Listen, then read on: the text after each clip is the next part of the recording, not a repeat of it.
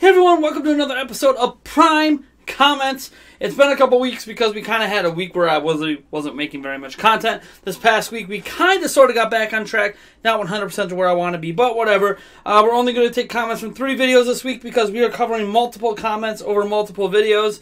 It's actually might be a really long episode of Prime Comments just because I have to get through all the comments. So you know what? Let's just get right into your comments. And this first comment comes from the future of the video game industry is rapidly changing video, and it is by Brett Cummings. He said, core gamers also want new games. Switch lineup so far in 2018, January, no games. February, no games. March, Kirby. April, no games. May, no games. June, who knows. Bayonetta 2 is a Wii U port. Donkey Kong Tropical Freeze is a Wii U port. Hyrule Warriors is a Wii U/3DS port. All of the third-party multi-plats are old. They're a lazy and greedy company. How to unpack this one? Obviously Nintendo is greedy because they exist to make money, so they're just trying to make money.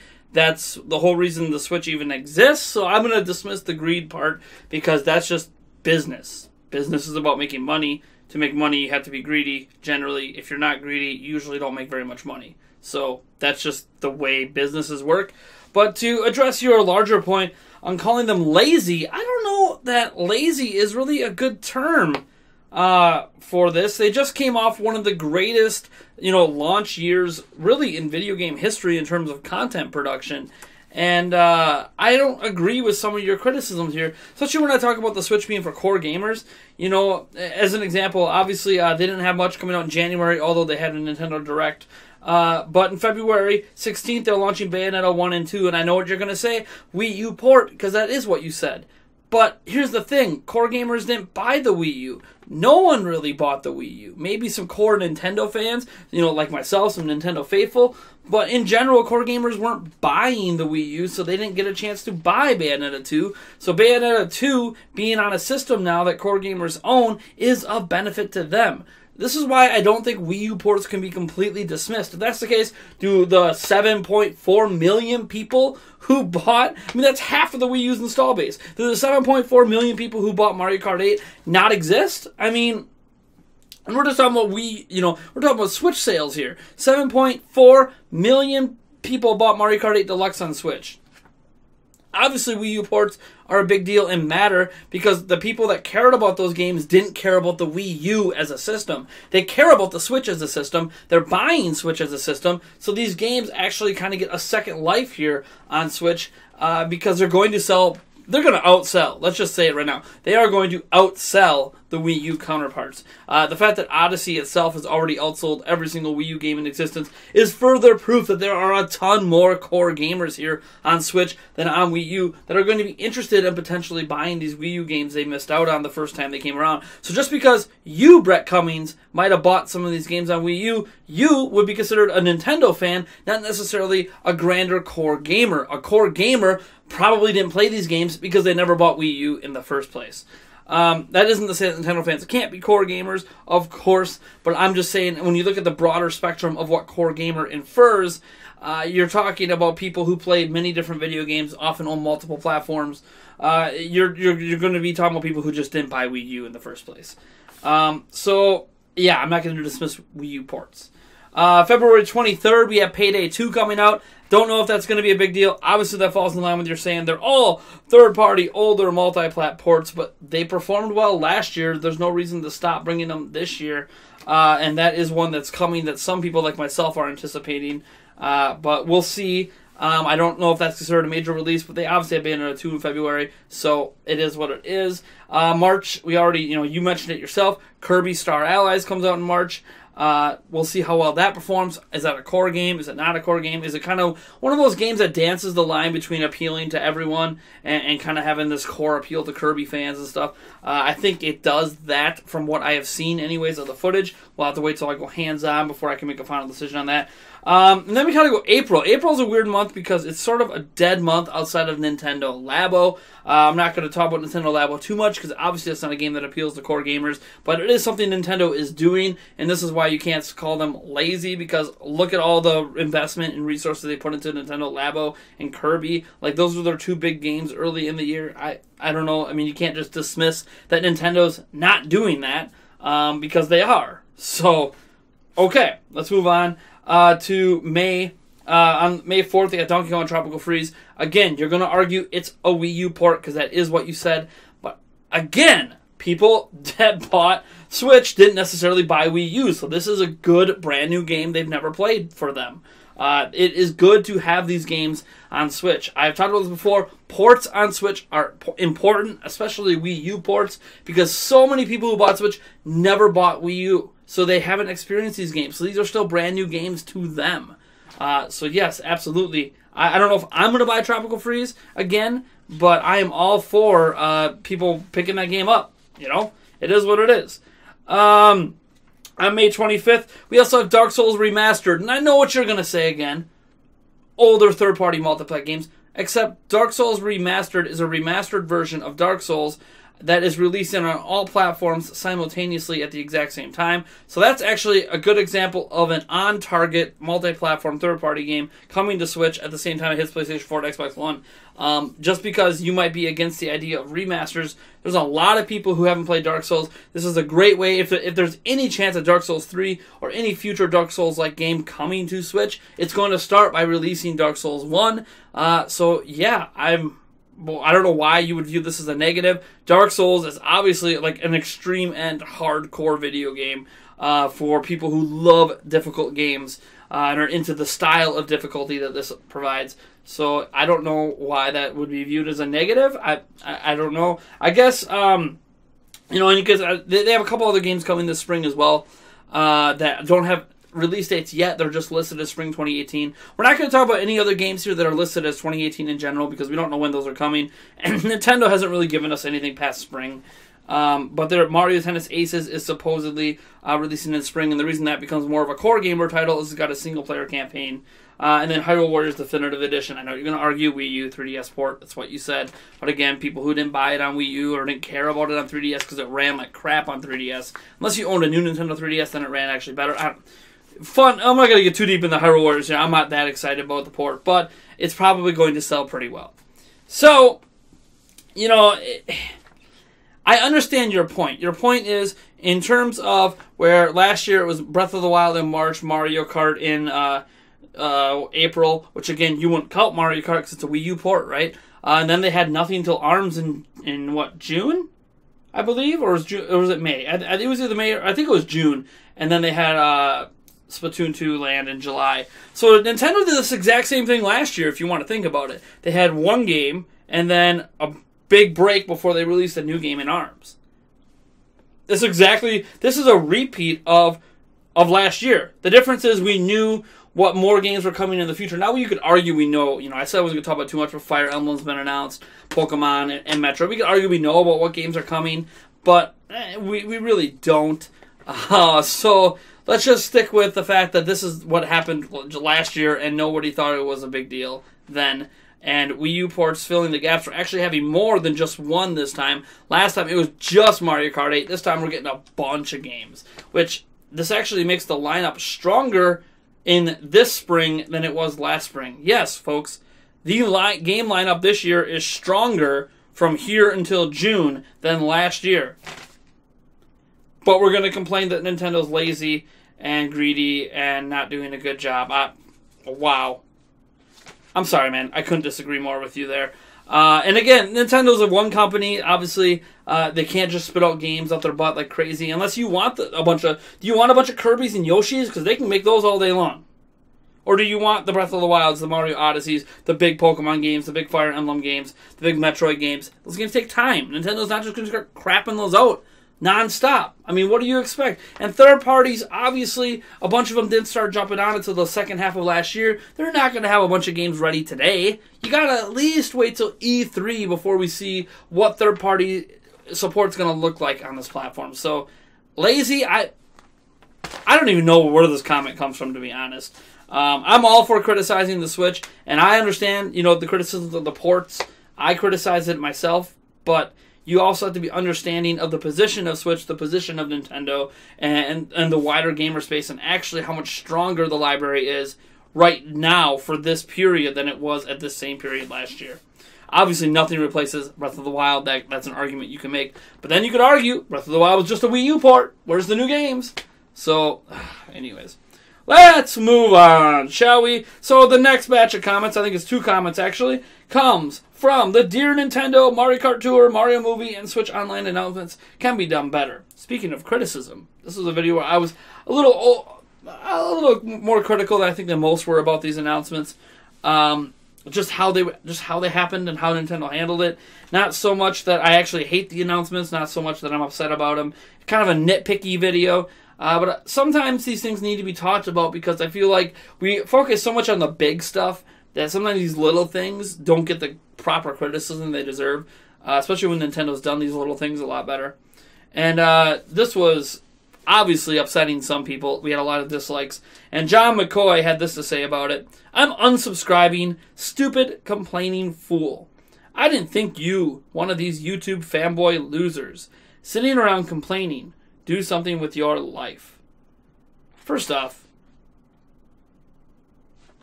how could I be a fanboy if I'm criticizing Nintendo? Fanboys would not be doing what I did in that video. Fanboys wouldn't complain at all. They would just constantly praise Nintendo for every decision they make and make excuses for why when they make a bad decision, it's not actually a bad decision. Okay. I'm doing the opposite of fanboyism, and I'm being called a fanboy. But you know what? I was going to say more about that, but actually, a different person kind of commented that took care of this for me. This next person we're talking about is Cesare Hat, and they had this to say, I notice you've been far, far more positive in the month of January with your content towards Nintendo. I'll take that as you earnestly having nothing to complain about, since I doubt you would waste your time faking enthusiasm. Now, in the month of February, your first semi-negative video, basically a suggestion video, and comments are riled with insults. Honestly, part of me thought you had decided to just stay positive no matter what, like nearly every other Nintendo channel on YouTube. Fanboy anything is just pathetic at this point. There were so many Switch outsold the Wii U, where are the haters now videos on channels acting like children and imitating Call of Duty kids, Sony fanboys, and PC gamers. From what the comment section gathered, it's like nails on a chalkboard, and I'm starting to think it's maybe a financial thing for some, only able to afford one system, so fake loyalty. Or just nostalgia. My first game system as a kid was Magic. Deal with it. At this point, I'd bet a lot of these YouTubers are in their 20s like me, or like most of my favorites, even older. But this fanboy bravado makes the Switch look more mature than them at this point. I couldn't have really put it better myself. I'm not saying I agree with everything you said here, but just in terms of the general reactions to what I said, including from the aforementioned person, and people being mad at me about this, it's kind of like, you know, I am happy with things when I'm happy. I'm not happy when I'm not happy. Obviously, when I say things like, I had a video in January where Mario Tennis Aces saved the Nintendo Direct. I was very enthusiastic and very happy about Mario Tennis Aces, but that also, you could argue, speaks for the rest of the Direct, where maybe I wasn't really that excited about what happened in the rest of the Direct, but I really was excited about this one game. So you could view that either way. I don't know. People just... I guess I'm not allowed to have opinions on the internet without upsetting people. And that's okay, I suppose. I suppose it's the nature of having opinions and having subjectiveness to all this, is that not everyone's going to agree with you. Sometimes more of my audience is going to disagree with me than usual. And you know what? That's okay. I'm going to continue to be negative or continue to be critical at times that I think it needs to be said. Obviously, I don't always think I need to be as nitpicky as I was in that video. But, you know, I had realized, one, I hadn't been critical in a while, as you pointed out. And two, I just felt like this is something that goes unsaid at times about these small announcements.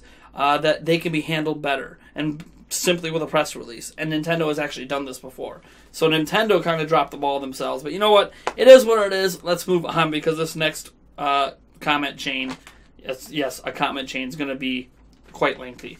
And our next comments come from the Switch has officially blown by the Wii U. Mario Odyssey is over 9 million. Big sales update. This is obviously dealing with the Nintendo financial briefing where they went over their update for the fiscal year and blah, blah, blah, a bunch of sales figures and all that jazz. And Derek DeSemet had this to say. These numbers were expected. They're not insane. Watch this year. I replied, Derek DeSemet, OG year one projection, 10 million. Current sales, 15 million. Sorry, this wasn't expected. Yes, they updated their projections late last year because it was exceeding the expected. Derek Cement responded, Nintendo Prime, no, we all knew at launch it was going to be no less than 15 million. I told everyone this at launch. Imagine what they could have done if they had more built at launch. The Switch was like the anticipation for Force Awakens. That is why it went so high. They are guessing 20 million more in 2018 fiscal year that ends March 2019. That is actually quite low with the Chinese market, console supply shortages gone, and likely chance one if not two of the big three games lands in 2018 of Smash, Crossing, or Pokemon. September is online service, is in Q3. Like I thought, nothing they have done or will do is of any surprise or unexpected nature. Frankly, the longer they keep the 3DS around, the longer they will take to convert that particular market. Then N Clash Royale responded, Derek Cement, no, we thought it was going to be 14 million in its first year, not by Christmas, or not even January. They sold 4.8 million units in 1 month. They didn't sell 4.8 million units in 1 month, but that's okay. And then Corey D said, no one was expecting these numbers before the Switch launched. Nobody. Find me one analyst who suggested the Switch would become the fastest selling game console of all time, or that games like Mario Odyssey would break 9 million in 2 months. Derek Cement said, Corey D, we all expected this. Not my fault the analysts are dumb. I said this myself before Switch released, 18 to 20 million in year one. Nintendo had no faith in themselves like the rest of us did. Reason of cause of you failure, but primarily because they don't understand the true potential to what they really have created. I said Switch, day one, should have launched with no less than 5 million units at the ready to sell. If they had done that, they would be at 20 million right now. Hell, then, even if they failed, they still would have gotten through the inventory in 2 years. You would have had to be a complete tard to not see the sales of the Switch as a gold mine from the beginning. If they would have just killed the 3DS off the bat, that entire market of portable consumers would have joined the Switch right away. 20 million more units in year 2 is a lowball number, especially if Crossing and Pokemon or Pokemon and Smash drop in 2018. All the U ports will be out of the way by the back half of 2019. Mario Maker, Captain Toad, and either Pikmin 3 or the 3 Zelda HD remasters are on their way next. Sometime 2020, if not late 2019, most of the U-ports to Switch will become $20 selects or be the first 30% off rewards on My Nintendo. 2019 back half OS full speed ahead on all the brand new from the ground up specifically for Switch games. 2021 is Switch Mini and a tiered pricing for different Switch versions. The Switch game plan is obvious and well thought out. Nintendo has just lost sight of what they were capable of. The surge, once 3DS officially declared dead, is when the floodgates will open on new Switch consumers. Nintendo is finally waking up to what I and many fans already knew was going to happen. So yes, these numbers were planned. They lowballed their estimates on purpose. Man, that's a lot to unpack. For starters, you're going to need to cite your comment sources in the future. If you're going to make claims that I knew all of this before the system even came out, prove it. You could be literally doing revisionist history. But taking you at your word and assuming you were correct, you were one of the only people that thought this. Let me be very, very clear about this. What you are saying was not common. Let me actually grab a prior comment here. You talked about how we all expected this. Not my fault. The analysts are dumb. No one expected it. You expected. Just because you expected this doesn't mean everyone expected this. Stop speaking for everyone when you can only speak for yourself. You even said, I told my friends. That means your friends didn't think this. Nobody thought this. Nobody could foreshadow that the Switch would become the fastest selling system of all time. No one foresaw this. No one in the history of the world thought that the Switch in year one, less than year one, would become the fastest selling system of all time. There's people that don't even think it'll hit 100 million right now. Not even Tetsuya Kimishima is willing to say, hey, we'll hit 100 million. It said, we will hit 100 million if we do this. But if we don't successfully do this, then we're not going to hit 100 million. Nintendo didn't lowball it year one because they were doing it intentionally, knowing they were going to sell more. They lowballed it because they tempered their expectations, because they had no idea how well this product would be received on the market. Yes, we could talk about its hype heading into the launch. I'm sorry, the hype... Let me back out for a moment here. The hype for Switch was nowhere near the levels of the hype for Force Awakens. You need to stop cross-comparing two completely different mediums.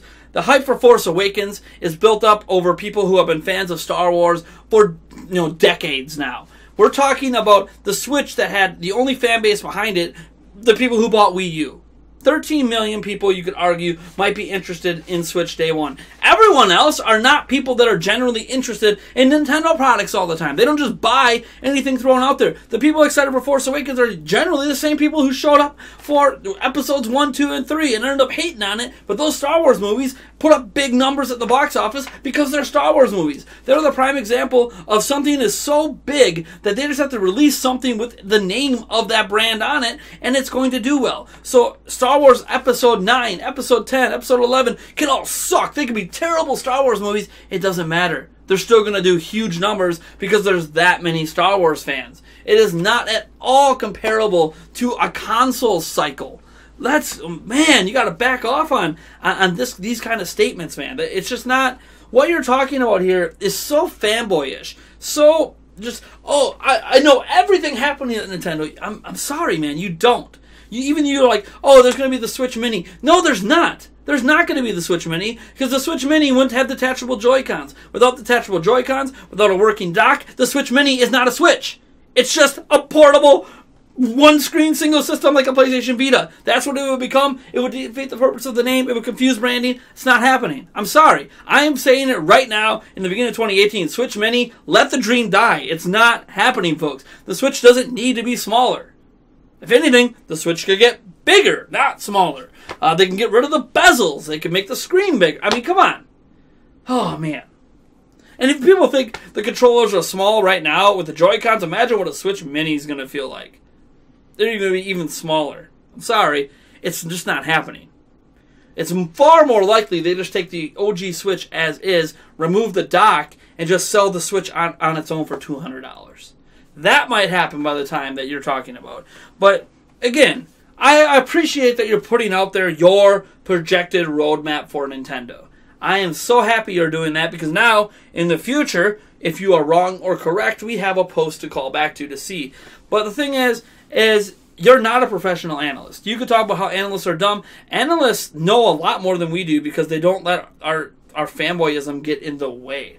What analysts do is they examine facts and then they make predictions based on factual evidence. They don't use emotions to kind of drive forward their projections. So yes, some analysts thought that Switch would actually sell 100 million units. That was actually a projected thing that happened before Switch came out. There were 2 analysts on record that said Switch will match Wii's sales. So yes, there were some analysts that thought it would sell well. None of them thought it would do that in year one. They thought it would take a couple years to pick up momentum. Because guess what? Even Wii in year one, it wasn't its best year. Year 2, year 3, those were the best years for Wii. So they figured it might be slow at first. Then once holidays hit, from holidays forward, it would kind of hit the ground running. And maybe that is what's happening. We don't know. It just so happened that up to the holidays, it sold even faster than expected. Nintendo doesn't put out these projections. Like you talk about the 20 million and how that's a lowball. It might be a lowball estimate. Some analysts are saying it'll sell 30 to 35 million in year 2. But here's what I do know. You talk about things like it coming out in the Chinese market. We have zero evidence it's coming out in the Chinese market. We have rumors that it's heading out in the Chinese market. But now in the Chinese market, they have the Tegra X1 in the form of the NVIDIA Shield TV that's emulating Wii games right now and has come out in China. Why would they release a competing product that does the same things as that, or essentially the same technology, in China right now? If anything, they're going to let that NVIDIA TV kind of get a run and get its footing and be there for at least a year before they come to China. I don't think like Nintendo and NVIDIA want to compete against each other with the same NVIDIA technology. It's just not going to happen. I personally do not think Switch is releasing in China in 2019. Maybe 2020? No, or maybe 2019. Sorry, not in 2018. So maybe 2019? Maybe. But they're going to take their time. They still haven't caught up to the demand in Japan, of all places. They're not going to suddenly release to China where they might not be able to meet demand again.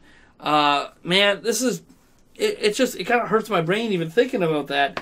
And the thing is, I'm not saying you could be right. They could release in China this year. I'm not going to sit here and say it's not possible. I just think it would be a bad business move since they have a partnership with NVIDIA who just launched the NVIDIA Shield TV over there. And obviously, you know, your counter argument is going to be, well, the Shield TV exists here, exists in Japan, so does the Switch. Yeah, but it all came out before the Switch was even a thing. It really wasn't that successful. Now Nintendo's putting Nintendo games on the Shield in China.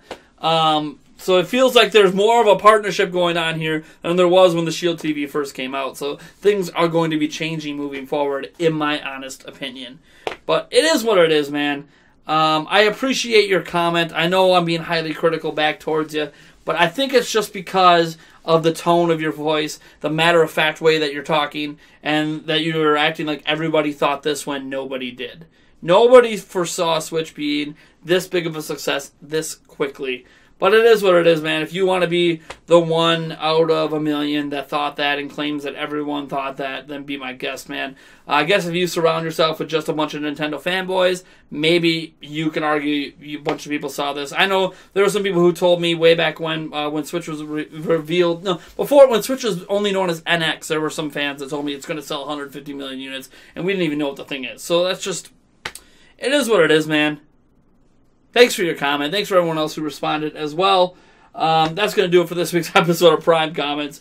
If you would like to check us out on patreon.com/Nintendo Prime, we put all of our live streams up there. Plus, you get some direct feedback on certain things we produce at the channel. You can go ahead and do that for as little as $1 per month. There's other tiers. You can check them out if you're interested, mostly pertaining to our podcast. If you want to...